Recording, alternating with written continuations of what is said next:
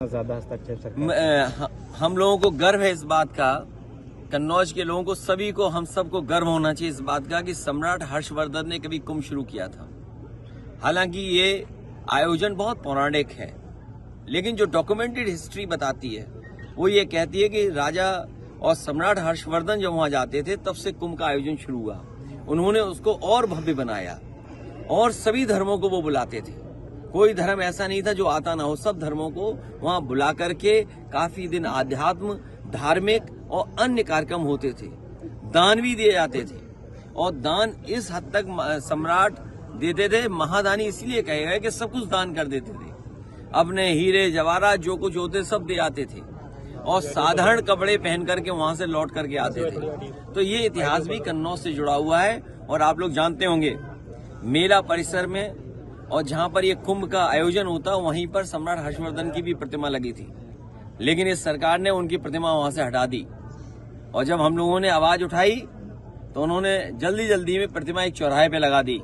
मैं अपने कन्नौज के लोगों को और तमाम सनातनी धर्म के लोगों को कहना चाहता हूं कि जिस सम्राट हर्षवर्धन ने कुंभ को ये पहचान दी, कुंभ को हमेशा इस रूप में कराया, उनकी प्रतिमा जहां लगी थे उससे भी अच्छी जगह जिस इलाके में कुंभ होता है वहां पर लगाएंगे और अपने कन्नौज में भी लगाएंगे। भैया क्या लगता है? तो सुनने में आ रहा है कि अमेरिका से जो अपने मित्र बताते थे राष्ट्रपति जी को, वो भी अब इनका साथ नहीं दे रहे हैं। ये लोग हमें और आपको उलझा रहे थे ट्रिलियन कह करके, ट्रिलियन कि हम ट्रिलियन की अर्थव्यवस्था बनाएंगे। लेकिन अमेरिका से राष्ट्रपति ने कह दिया कि 21 मिलियन हमने पैसा भेजा यहाँ पर, हमें आपको उलझा दिया ट्रिलियन में और खुद 21 मिलियन पता नहीं कहाँ पहुँचा दिया है। कारखाने बंद होने जा रहे हैं अभी। अमेरिका से कई उद्योगपतियों को ब्लैकलिस्ट कर दिया राष्ट्रपति ने वहाँ के। और हमारे मुख्यमंत्री कह रहे हैं कि अंग्रेजी कौन सीखेगा कौन नहीं सीखेगा, विदेश से कारोबार कर रहे हैं।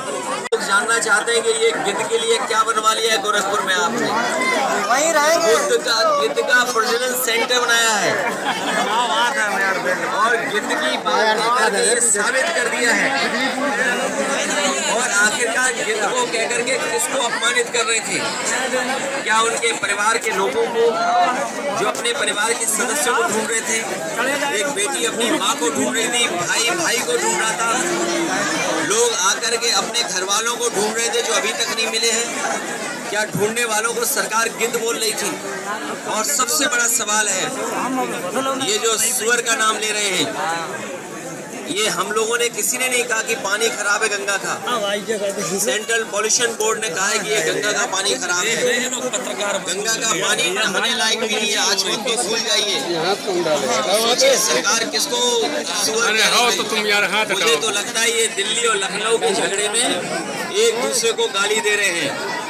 अगर उत्तर प्रदेश के बोर्ड कह रहा है, उत्तर प्रदेश का पॉल्यूशन बोर्ड कह रहा है कि पानी साफ है और दिल्ली का पॉल्यूशन बोर्ड कह रहा है कि पानी खराब है, तो इसका मतलब है लखनऊ वाले दिल्ली वालों को सुअर कह रहे थे। ये जिम्मेदारी किसकी है? ये जिम्मेदारी दोनों सरकारों की थी। ये डबल इंजन नहीं, डबल ब्लंडर वाली सरकार है। क्या भगवा कपड़े पहनने से कोई योगी हो जाता है क्या? और हमारे भारत के लोग और खासकर गांव के लोग रामायण को जानते हैं, देखते हैं रामायण को। वो ये भी जानते हैं कि सीता माँ का अपहरण जब हुआ था तो रावण भी साधु के भेष में आया था। ये जन जानता है, पूरा प्रदेश देश जानता है। जितने लोग सनातनी लोग हैं वो जानते हैं। मीडिया के होते तो तुम बेड़ा मोबाइल नहीं चलाए। लोग जानते हैं, जन जानता है, पूरा प्रदेश देश जानता है। जितने लोग सनातनी लोग हैं वो जानते हैं। मीडिया के होते तो तुम बेड़ा मोबाइल नहीं चलाए। लोग जानते हैं। अरे यार जो है हम ऐसे चलाते हैं, हम ऐसे जब चिल्लाओ नहीं आ रही यहाँ रावण को सीता माँ का हरण करना था तो रावण साधु के भेष में आया था। इसलिए हमें और आपको सबको बहुत सावधान रहना पड़ेगा ऐसे लोगों से जिनका व्यवहार, भाषा। और इसलिए हम लोगों ने बनाया था ये 100 नंबर और एम्बुलेंस की सेवा, जिससे गांव गरीब अपने घर पर मदद ले ले उससे। एम्बुलेंस गांव घर पहुंचती थी, 100 नंबर वाली गाड़ी पहुंचती थी। अगर 100 नंबर और एम्बुलेंस और अस्पतालों को किसी ने बर्बाद किया है तो उत्तर प्रदेश के मुख्यमंत्री जो योगी नहीं है। समाजवादी मतलब सबका साथ, समाजवादी मतलब सबको सम्मान, समाजवादी मतलब सबको साथ लेकर चलने के। हमारे मुख्यमंत्री कुछ जानते ही नहीं है। ये पहले मुख्यमंत्री है जो कुछ जानकारी नहीं रखते हैं। इनसे पूछो समाजवाद, इन्हें समाजवादी नहीं पता है। इनसे पूछो लोकतंत्र, तो उसका भी नहीं पता इन्हें। मीडिया सच क्यों नहीं दिखाती है?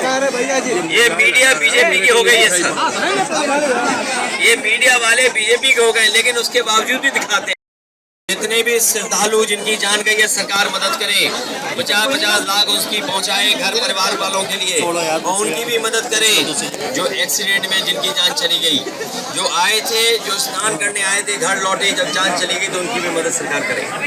जिस तरीके से कोर्ट ने पक्ष में फैसला लिया है, सभी लोगों के कोर्ट केस भी खत्म करेगा।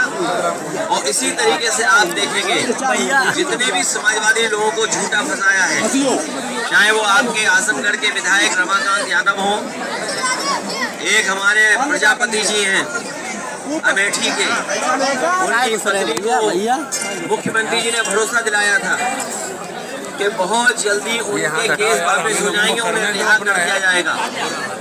मुख्यमंत्री जी ने खुद बुला करके जो हमारी सरकार में मंत्री थे जिन्हें जेल भेज दिया गया, उनकी पत्नी को खुद आश्वासन दिया है मुख्यमंत्री ने कि बहुत जल्दी जेल से छुड़वा देंगे। इसी तरह इरफान सोलंकी जो जेल में, वो भी छूटेंगे। तमाम हमारे पार्टी के वरिष्ठ नेता, तमाम मोहम्मद आजम का साथ, न केवल उन्हें भारतीय जनता पार्टी और सरकार न्यायालय से उन्हें न्याय मिलेगा, बल्कि न्यायालय उनके केस भी खत्म कर देगा।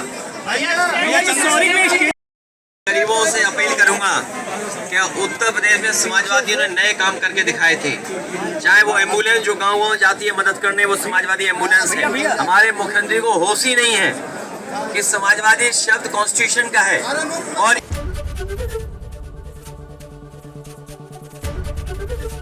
एबीपी गंगा, खबर आपकी, जुबान आपकी।